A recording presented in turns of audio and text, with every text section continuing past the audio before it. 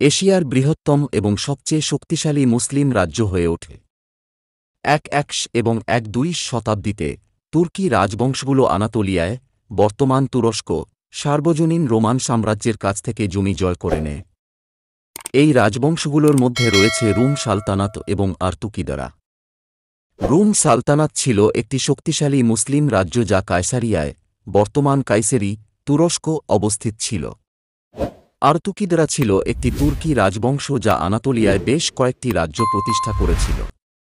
1-3 এবং 1-4 শতাব্দীতে মঙ্গল এবং তৈমুর লংয়ের আক্রমণ এবং ব্ল্যাক ডেথের মহামারী মুসলিম বিশ্বের অনেক অংশকে দুর্বল করে দেয়। মঙ্গলরা 1-3 শতাব্দীতে পারস্য, মধ্য এশিয়া এবং মধ্যপ্রাচ্যের অনেক অংশ জয় করে নেয়। তৈমুর লংয়ের আক্রমণও মুসলিম বিশ্বের অনেক অংশকে ধ্বংস করে দেয়। ব্ল্যাক ডেথের মহামারী মুসলিম বিশ্বের জনসংখ্যায় ব্যাপক হ্রাস ঘটায়। এই ঘটনাগুলো মুসলিম বিশ্বের প্রচলিত কেন্দ্রগুলোকে দুর্বল করে দেয় এবং নতুন শক্তির উত্থানের পথ তৈরি করে। তৈমুর লংয়ের অধীনে মধ্য এশিয়ায় একটি নতুন সংস্কৃতি ও শিল্পের বিকাশ ঘটে। এই সময়কালকে তৈমুরীয় রেনেসাঁ বলা হয়।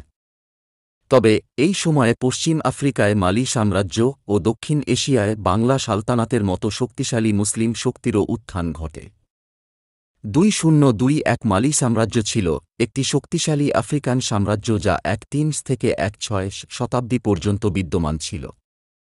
মালি সাম্রাজ্যটি একটি প্রধান বিশ্ব অর্থনৈতিক শক্তি ছিল এবং উত্তর আফ্রিকা থেকে পশ্চিম আফ্রিকা পর্যন্ত বিস্তৃত ছিল।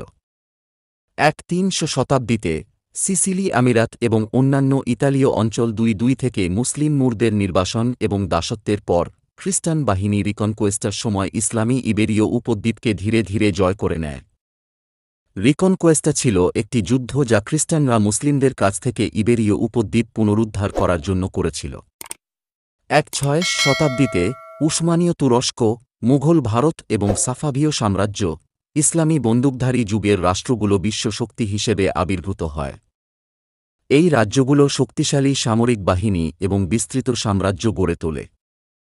1-9 এবং 2-0 শতাব্দীর মধ্যে মুসলিম বিশ্বে ইউরোপীয় উপনিবেশবাদের উত্থান ঘটে। এই সময়ের মধ্যে ইউরোপীয় শক্তিগুলো যেমন Britain, France, Spain, Portugal, Russia এবং জার্মানি মুসলিম বিশ্বের বেশিরভাগ অংশে উপনিবেশ গড়ে তোলে। এই উপনিবেশগুলোতে ইউরোপীয় শক্তিগুলো তাদের নিজস্ব আইন, অর্থনীতি এবং সংস্কৃতি প্রবর্তন করে। 2 শতাব্দী ধরে মুসলিম বিশ্বের বিভিন্ন দেশের মানুষ ইউরোপীয় শক্তির অধীনে থেকে স্বাধীনতা অর্জনের জন্য লড়াই করেছে। এই লড়াইগুলোর কিছু এখনও চলমান রয়েছে এবং অনেক মুসলিম দেশ এখনও স্বাধীনতা অর্জন করেনি। মুসলিম বিশ্বের বিভিন্ন অঞ্চলে এখনও সংঘাত চলছে। এই সংঘাতগুলোর মধ্যে রয়েছে ইসরায়েলি ফিলিস্তিনি সংঘাত, কাশ্মীর সমস্যা, উইঘুর মুসলিম নিধন, মধ্য আফ্রিকান সংঘাত, বসনিয়া যুদ্ধ এবং মিয়ানমারের রোহিঙ্গা গণহত্যা। 1970 এর দশকে তেলের দাম বৃদ্ধি পেলে গালফ কোঅপারেশন কাউন্সিলের আরব রাষ্ট্রগুলোর, বিশেষ করে বাহরাইন, কুয়েত, ওমান, কাতার, সৌদি আরব এবং সংযুক্ত আরব আমিরাত অর্থনীতি বিকশিত হয়। এই তেল সমৃদ্ধ দেশগুলো এখন বিশ্বের বৃহত্তম তেল উৎপাদক এবং রপ্তানিকারক। গালফ কোঅপারেশন কাউন্সিলের আরব রাষ্ট্রগুলো পুঁজিবাদী অর্থনীতিতে রূপান্তরিত হয়েছে। তারা মুক্ত বাণিজ্য এবং পর্যটনকে উৎসাহিত করছে। আজকের ভিডিও এখানেই শেষ। ইসলামিক ভিডিও পাওয়ার জন্য আমাদের চ্যানেলটিকে সাবস্ক্রাইব